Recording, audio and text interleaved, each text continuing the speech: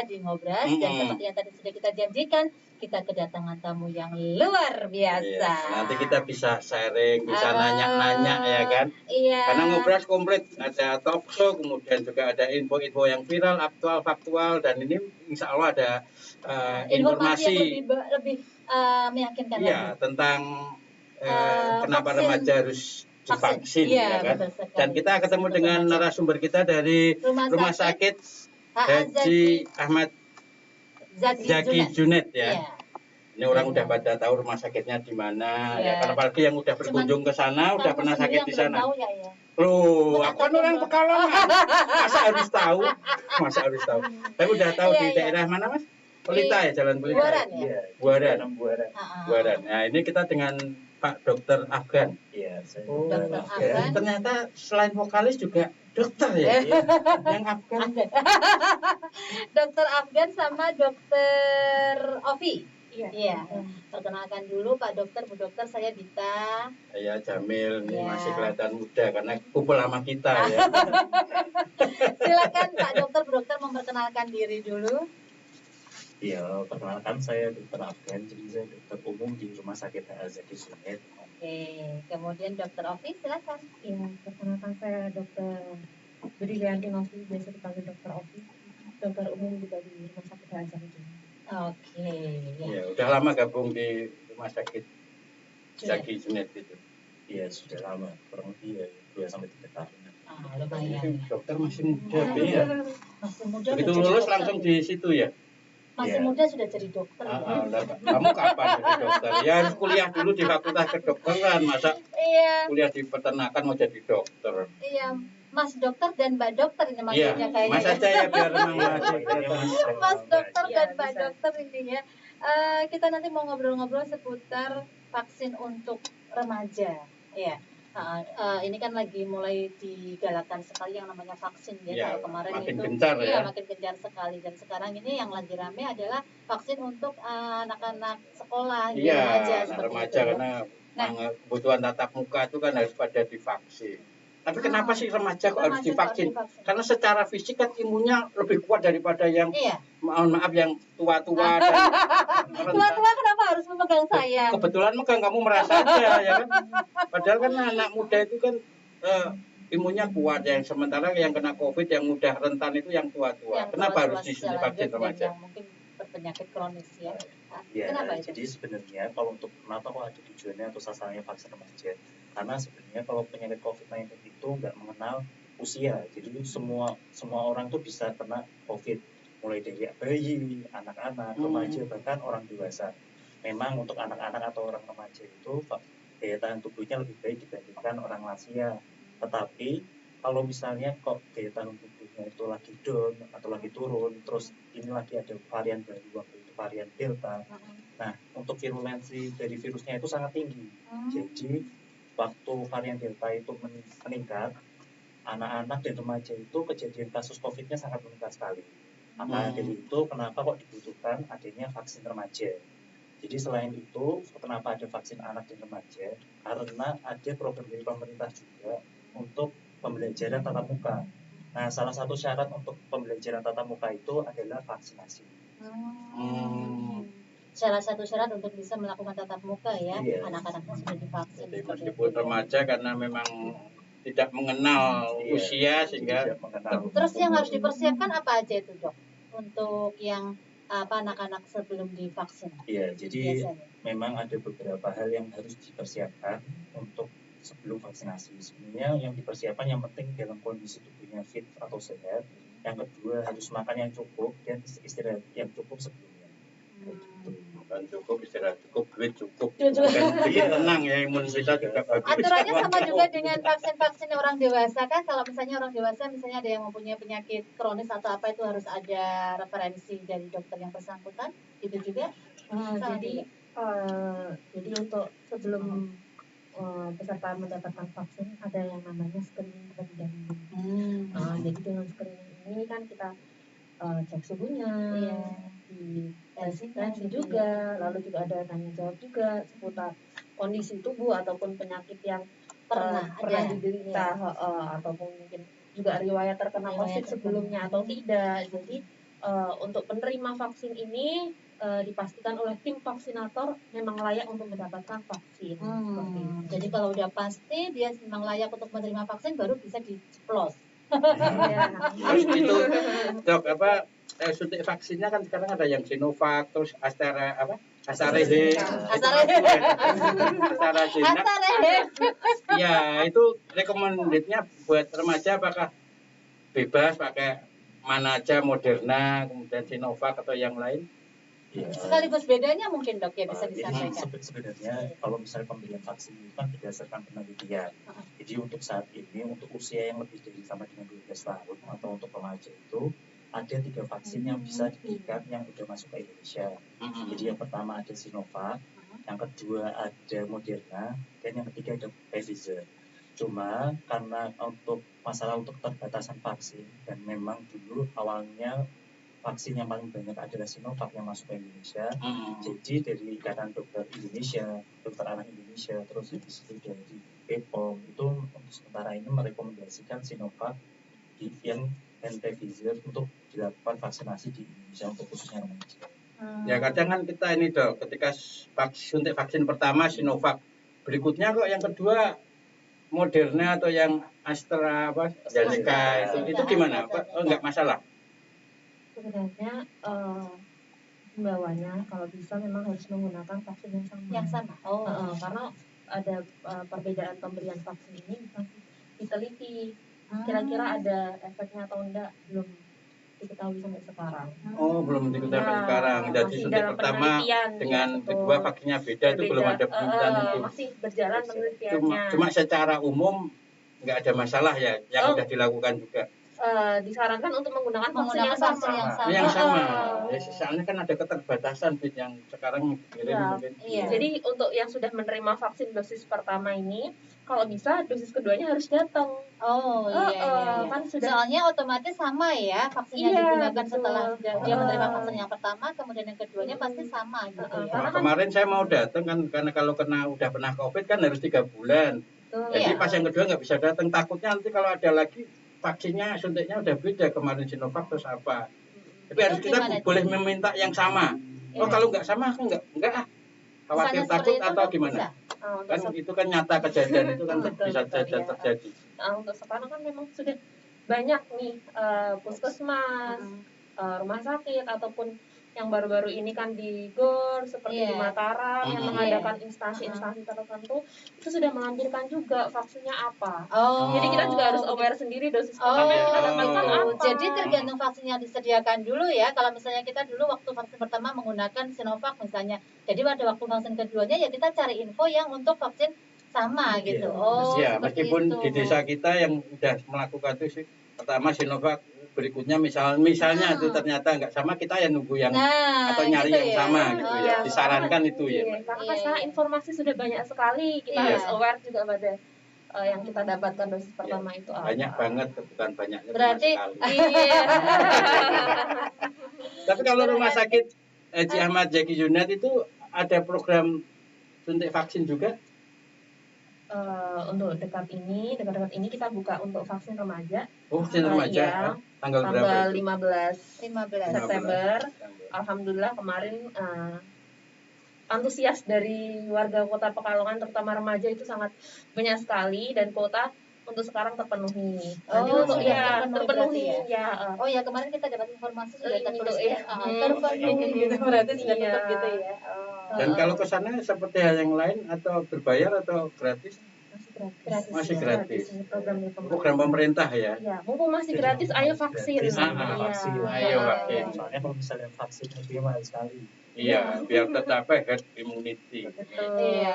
Oke, jangan lupa juga kalau Rasika ya, barangkali Anda mempunyai pertanyaan yang akan disampaikan untuk dua dokter kita ini, Ya. ada Mas Dokter Mas- dan Mbak Dokter. Iya, Mas Afgan dan Anda Mbak bisa Ogun. manfaatkan ya 085647731111, kita tunggu. Dan sebelum kita mulai buka-buka SMS atau WhatsApp yang masuk, sebelum kita lanjutkan ke materi berikutnya, kita simak dulu yang satu.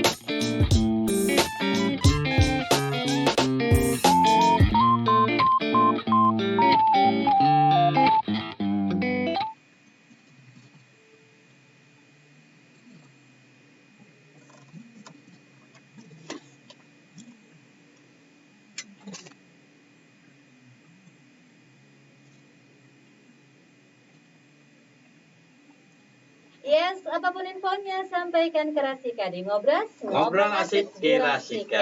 Ya, masih bersama saya Jamil Suka-Suka. Pakai imut ya? Imut, Oh iya. imut cabang bayi, bayi Dan gorila. saya Bita ya, dan bersama dengan dua dokter kita yang luar biasa, Mas Ya. Dokter Afgan dan Mbak Dokter Oki. Ya. Cakep, masih Cakep. muda, Ya. cantik, masih muda. Beda ya, Beda. Kita saling berpandangan karena kita merasa bahwa kita Iya. sudah Ya, artinya kita harus infeksi diri. introspeksi. Kamu ngomong apa tadi? Infeksi Infeksi salah.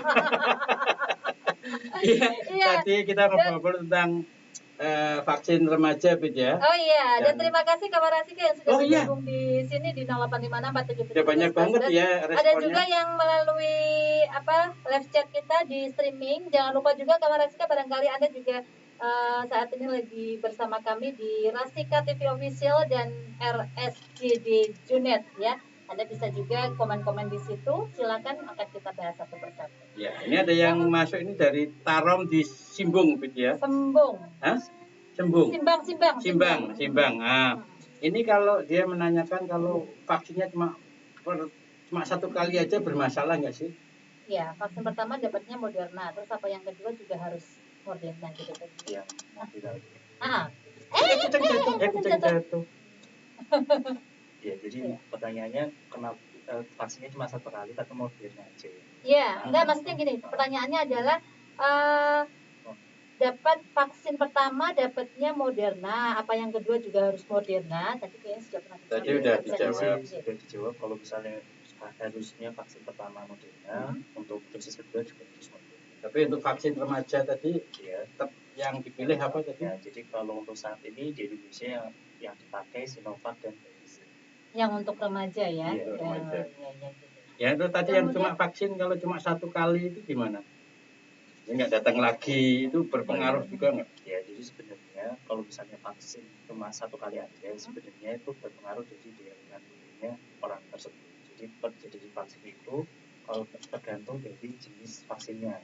Kalau misalnya kayak Sinovac, AstraZeneca, terus Moderna dan Pfizer, memang harus pemberiannya minimal 2 kali dosis vaksin, karena supaya kita mendapatkan kekebalan yang optimal dan maksimal. Oh, itu berkesinambungan, menguatkan. Iya, Yang jadi- kedua itu menguatkan yang pertama Dia ya. harus kuat, harus menguatkan supaya kerjanya optimal itu minimal 2 dosis. Ya, Kecuali ada vaksin yang barusan masuk di Indonesia itu namanya Johnson atau Janssen, yaitu memang sekali pemberiannya cuma satu kali aja. Ya, ini buat kawan Rasika yang kebetulan cuma baru sekali terus selesai males atau Nggak bisa ngapain seperti udah itu. kuat udah divaksin, harus kedua itu harus Iya, harus karena dilakukan. berkesinambungan. Kemudian ada lagi nih dok, dan Mas Haris ya di Batang ini mau tanya nih, untuk vaksinasi remaja ini yang dilakukan di Rumah Sakit Junet masih bisa daftar atau tidak? Oh, ini tadi sudah ya, sudah dijawab dari Iya, awal, untuk sudah tutup ya. usia remaja itu yang harus bisa disuntik vaksin itu usia berapa sekitar? Jadi untuk remaja ini 12 sampai 17 tahun. 12 sampai 17 Iya, jadi kalau tahun. misalnya 11 tahun lebih belum ada 12 itu belum bisa. Terpaut satu hari misalnya? Ya, Tetap nggak bisa ya? Ya, Malah kayak sistem nawar bisa bakul. masuk. Satu hari. Tetap nggak bisa? Ya, untuk kuotanya di Junet sendiri juga memang sudah terpenuhi untuk tanggal 15. Mungkin nanti bisa Untuk yang mengikuti berikutnya ya. update dari di IG Junet ataupun di Facebook kalau memang ada Yo. stok dan vaksin Tanggal remaja 5 lagi. Tanggal Setelah 15 itu. September ya di Rumah Sakit Junet jam berapa? Untuk nanti itu kan kuota sudah terpenuhi, untuk Oke. informasinya sudah kami sebarkan via SMS untuk penerima vaksinnya. Oh, jadi yang kuota pertama nanti untuk Sudah yang tanggal terpenuhi. 15 sudah terpenuhi semua Iya. dan sudah diinformasikan kepada calon-calon penerima Betul, vaksin. iya. Ya, tapi ada kemungkinan juga nanti di screening, waduh kamu punya penyakit bawaan ada 3 yang cadangannya ada enggak misalnya gitu. Kan kadang di screening ada yang lolos atau enggak kan? Iya. Memungkinkan itu kan. Tadi disampaikan sama Dokter Ovi bahwasanya nanti barangkali ada tahap kedua itu ya. Ini ada pertanyaan juga dok, itu apakah ada syarat atau domisili tertentu? Misalnya untuk yang di Rumah Sakit Junet itu. Oh, ya. Untuk yang dari Dari Mbak Aska Dina ini. Oke, ya, terima kasih atas pertanyaan Mbak Aska.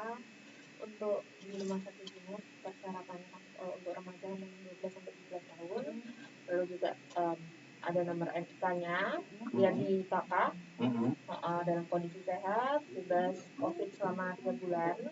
Lalu juga kalau bisa memang permintaan dari Dinkes untuk domisili kota Pekalongan. Oh. Jadi kalau memang domisili rumahnya kota Pekalongan. memang tidak di Pekalongan tapi sekolahnya di kota Pekalongan bisa. Itu nanti Oh. minta surat pengantar keterangan ya. dari pengantar pihak dari pihak yang sekolah. oh. Betul. Ini kalau rumah sakit Junet ini udah berapa kali mengadakan program suntik vaksin ini? Kalau dari rumah sakit Junet itu sudah mulai dari bulan Februari. Kalau yang tahap 1 kan memang untuk nakes terlebih dahulu. Oh iya. Iya, lalu selanjutnya untuk lansia. Lansia mandang saya. Terasa ya kamu. Iya. Itu kalau lansia, tapi memang fakta ya Bu.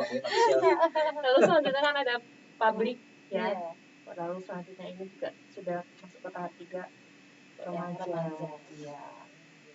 Terus saya juga mau nanya, katanya ada suntik vaksin ketiga. Itu umum atau untuk siapa, Bu? Ya, jadi untuk saat ini waktu vaksin dosis ketiga itu direkomendasikan untuk tenaga kesehatan terlebih dahulu. Kenapa? Ya, jadi karena kok di tenaga kesehatan itu lebih sering terpapar oleh pasien-pasien COVID. Oh iya, berinteraksi terus Bukan ya. karena buat uji coba gitu ya, Dok. Buat nakes kok coba-coba. Nah, kemarin tuh ada Gak nakes yang datang bilang gitu. depan loh. Pada waktu pertama kali ada vaksin itu nakesnya dulu aja nggak uji coba nanti bagaimana reaksinya gitu. Ya karena memang secara SOP kan Iya. yang harus sehat dulu kan tenaga nakesnya harus kebal imunnya. Iya. Bukan uji coba. Iya. Era di Tirton untuk vaksinnya itu sendiri, kalau kita bisa divaksin, tapi vaksinnya itu sudah lolos uji coba dulu. Baru uji coba kan ke ketat. Ya, yang uji coba itu malah Bapak Presiden kita dulu ya kan. Pak Presiden tuh uji coba pertama kali. Iya. Bagaimana hasilnya nanti ya. Iya.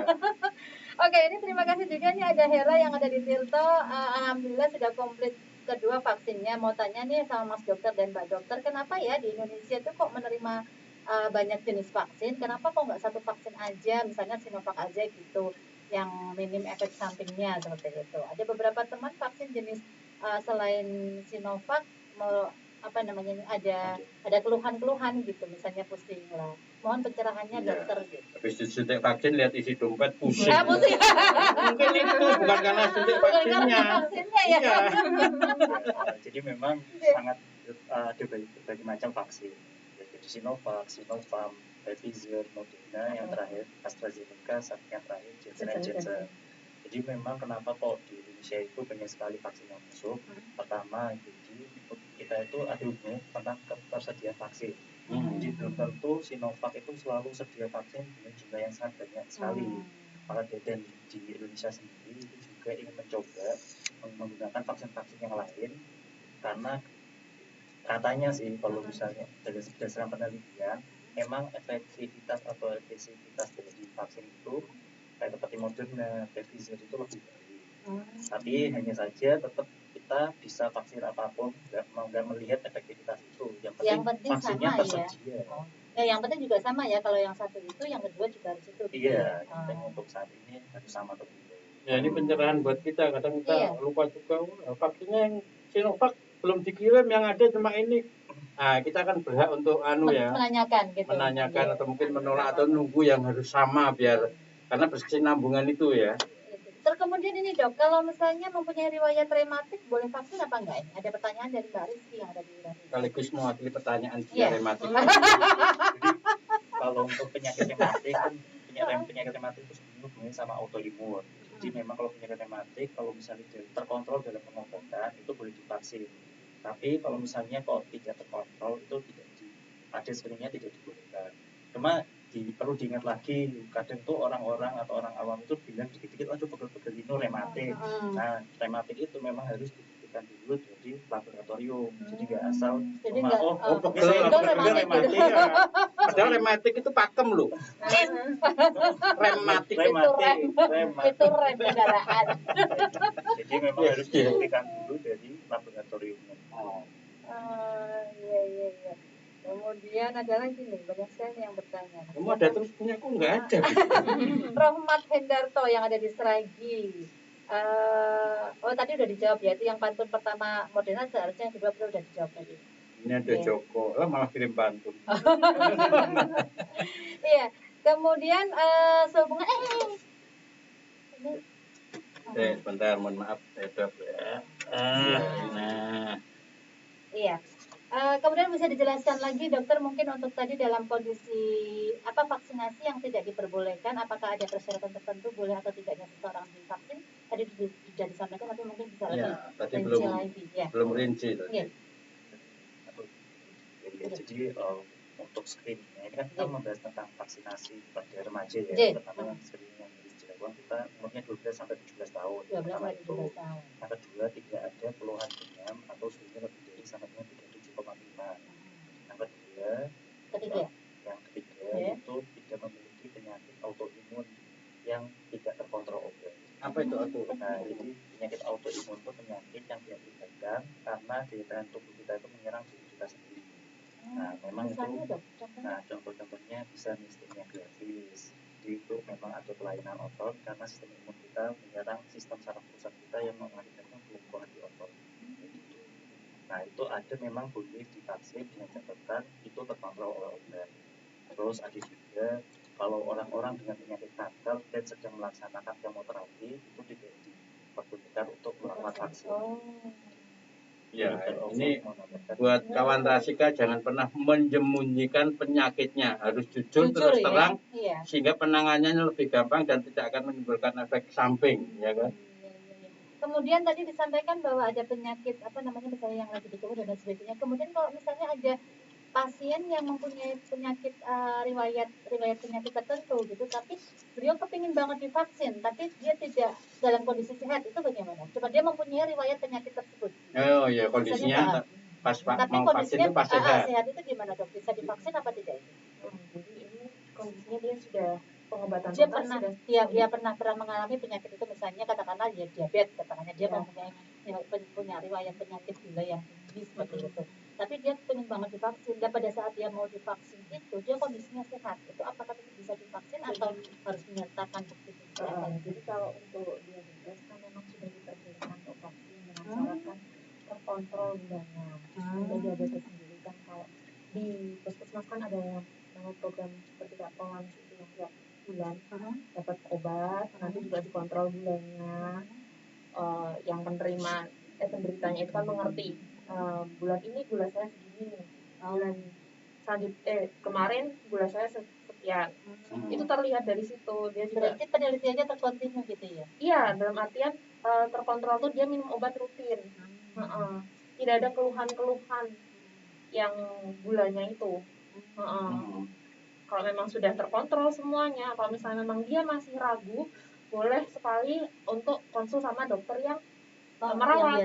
Iya. Jadi sebelum datang ke lokasi penyuntikan itu dia harus kontrol dulu gitu ya, biar meyakinkan dirinya. Iya, kalau misalnya memang tidak yakin, sangat disarankan untuk konsultasi kepada dokter yang merawatnya, karena untuk gula sendiri kan kalau gula sendiri kan tiap masing-masing orang kan juga berbeda kondisi satu dengan yang lainnya, tidak bisa kita samakan. Jangan kebanyakan makan gula nanti dikira semut. Kan aku udah manis. Akan udah manis. Oh, enggak dirubung semut. Kontrol orang apa kencing manis itu kan gampang. Jadi kita di semut kalau dirubung, berarti. Kemudian dokter ini bagaimana nih kalau misalnya setelah apa yang harus dilakukan setelah misalnya habis divaksin kemudian mengalami demam apa gimana, itu ada hal-hal yang juga harus itu dilakukan? Setelah divaksin kita ngapain? Beraktivitas normal atau harus gimana? Ya, jadi sebenarnya itu setelah vaksin ada namanya kejadian ikutan pasca imunisasi atau KIPI. Jadi itu kejadian KIPI itu bisa terjadi karena vaksin, tetapi belum tentu terjadi pada semua orang. Nah, KIPI-nya ini kan vaksinnya paling sering Sinovac di Indonesia.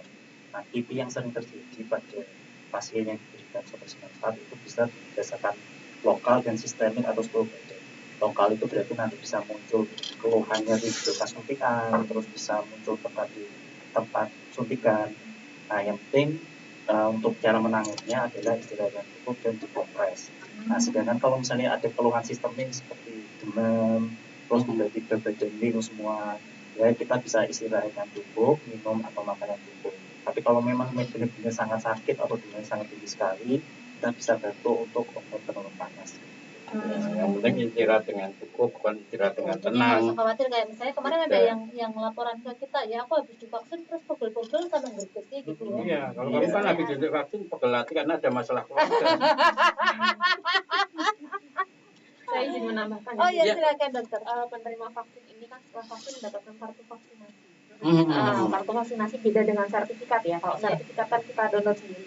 Kalau kartu vaksinasi kan biasanya diberikan oleh petugasnya. Petugas yang- Betul, kertasnya di bawahnya itu kan ada bila terdapat gejala setelah vaksinasi bisa menghubungi nomor yang tercantum di penting. itu. Ya, apabila memang keluhan itu tidak membaik atau malah memburuk, misalnya tiba-tiba ada kok gatalnya seluruh tubuh, kok rasanya kok perih, kok sesek rasanya, itu butuh hubungi nomor yang Iya, luar biasa ya. Luar biasa sekali Mendapat pencerahannya. pencerahan dari dokter-dokter muda dari Rumah Sakit Junet Pekalongan ya. Lengkapnya Rumah Sakit Ahmad Zaki Junet. Terkenalnya kan Rumah Sakit Junet. Biar nggak kelamaan kalau Rumah Sakit mana Junet. Nah, Rumah Sakit mata Haji Ahmad Zaki. Orangnya udah pergi jauh. Tapi mata terangnya Rumah Sakit Junet gitu ya. Oke, ini yang terakhir, pertanyaan terakhir ini mungkin ya. Dari Kelana Putra di Turki. Kenapa orang yang pas lagi pilek kalau misalnya disuap kok kebanyakan hasilnya reaktif dong? Iya, saya jadi sebenarnya kalau misalnya pasien pilek pun belum tentu reaktif. Jadi memang reaktif itu tergantung kalau memang benar-benar pasien tersebut itu terkena COVID. Berarti tidak mesti ya? Iya, mesti. Karena di masyarakat umum itu kalau pilek mesti kalau periksa pasti COVID. Batuk COVID. Anggapannya mereka seperti itu Iya, ya. makanya ini ada pencerahan dari dokter Afgan dan dokter Jadi sebenarnya malah bukan pilek ya. Jadi malah sebenarnya ya kalau awal-awal dulu pandemi COVID, orang-orang yang pilek itu malah jarang banget kena COVID. Maksudnya dalam artian gejala pilek itu bukan gejala khas COVID. Gitu. Cuma memang karena ada varian-varian baru seperti varian Delta, itu memang sering kali gejala COVID itu gejala pilek itu muncul. Tapi gejala pilek pun sebenarnya bukan gejala khas COVID. Yang mungkin khas itu bisa anosmia atau hilang penciuman. Ya, jadi mereka beranggapan kalau misalnya pilek nggak usah periksa lah, nanti disuap paling juga hasilnya COVID seperti itu. Itu nggak perlu ya dok ya. Kalau memang sakit kita ya periksa aja penciuman gitu ya. Iya, kalau yang memang itu salah satu gejala khas, tapi memang itu gejala hilang penciuman mendadak pun itu belum memang gejala khas COVID, tapi tidak menyingkirkan itu karena penyakit lain juga. Jadi memang ada kriteria khusus sendiri dan memang ditegakkan pakai swab PCR. Iya. Misalnya kamu lagi halu, pengen makan sate, kemudian bau sate gitu, karena halu. Padahal makannya tapi kalau penciuman tuh saya tesnya bukan lewat medis, tapi lewat duit. Oh iya. Kertas merah itu tajam. Kalau 5.000, 2.000 nggak berasa. Oke, iya luar biasa sekali dokter Afgan sama dokter Ovi ya, banyak sekali hal-hal yang kita akhirnya kita tahu ya. Dan mungkin bisa yang terakhir ada yang mau disampaikan, misalnya mungkin lepas dari materi kita hari ini yang mau disampaikan ya buat dokter Afgan sama dokter Afi, silakan. Untuk kawan Rasika sekaligus harapan dan silakan dokter Afgan. Kalau saya untuk masyarakat ya, jadi untuk masyarakat saran saya supaya kita segera mengakhiri pandemi ini, mari kita bersama-sama atau bareng-bareng untuk menerapkan 6M. Lalu jangan lupa untuk segera melakukan vaksinasi karena kita ingin tujuannya untuk membangun herd immunity atau kekebalan kelompok. Kalau misalnya cuma ini tenaga kesehatan aja yang bekerja, itu sangat susah sekali menyelesaikan pandemi ini. Jadi ya minimal kita itulah kita bekerja bareng, kita nggak bisa jalan sendiri, kita harus bersama untuk menyelesaikan pandemi. Jadi karena memang ini juga masih di Pekalongan dan Kabupaten Pekalongan masih banyak-banyaknya acara vaksin, program vaksin, alangkah baiknya untuk kita ada momen nih. Kita manfaatkan dengan sebaik mungkin. Dan kalau yang sudah vaksin dosis pertama, jangan sampai dosis kedua tidak datang. Itu sayang sekali. Lalu yang sudah vaksin 2 kali, tetap harus patuhi protokol kesehatan. seperti itu. Ya, jangan lengah. Udah Jangan divaksin abai, 2 terus betul. berkerumun. Jadi terus kita harus bisa apa? menganggap vaksin itu adalah kebutuhan kita ya, bukan kewajiban lagi, tapi sudah merupakan Iya. kebutuhan Iya, kita. Ya, biar tercapai tadi head Head community immunity. ya. Oke, terima kasih Terima sekali. kasih, luar biasa Dr. nih. Afgan, Dr. Ya, Ovi terima kasih juga. ya. Buat kawan Rasika yang barangkali masih mau bertanya-tanya lagi bisa di chat, tapi nanti dijawabnya lewat offline ya. Ya, atau langsung aja datang ke rumah sakit Haji Junet, bisa ke sana di Buaran ya, nanti bisa ketemu Mbak Ovi sama Mas Afgan ya. Iya. Oke, terima kasih sekali lagi. Salam sehat, tetap semangat dan jangan lupa bahagia. Terima Ya, kasih. salam buat teman-teman yang ada di Rumah Sakit Junet semuanya. Ya, sehat-sehat selalu dokter. Terima kasih. Selamat jalan, hati-hati. Assalamualaikum. Waalaikumsalam warahmatullahi wabarakatuh. Iya, kabar Rasika demikian tadi. Lega gitu ya. Iya. Akhirnya kita tahu.